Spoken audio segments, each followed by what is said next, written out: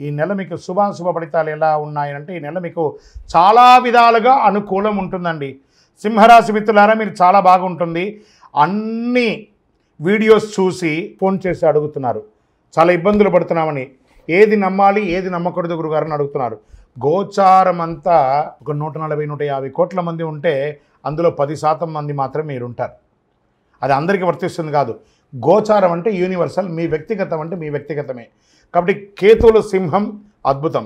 మీరు అద్దం ముందు ఉన్నట్టే సాధిస్తారండి. సింహం ఎప్పుడైనా ఓడిపోతుందా? అంత అద్భుతంగా సాధిస్తారు.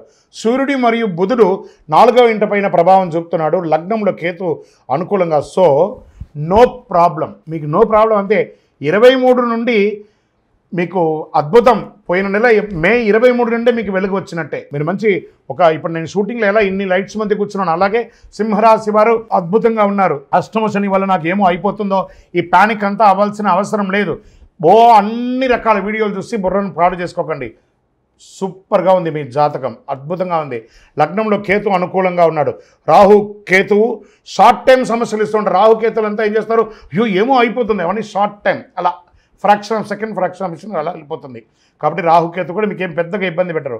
మళ్ళీ చెప్తున్నా మీరు చాలా బాగుంటారు. గోచార ప్రకారంగా లగ్నంలో కేతువు, సప్తమంలో రాహు, అష్టమంలో శని, భాగ్యంలో శుక్రుడు, దశమంలో రవి, లాభస్థానంలో గురువు, వ్యయంలో కుజుడు. వృత్తి ఉద్యోగాలు అనుకూలంగా పెరుగుతాయి. సింహరాశి మిత్రులారా దీనికోసమే కదా మీ ఆరాటం. అన్నీ అనుకూలంగా ఉంటాయి.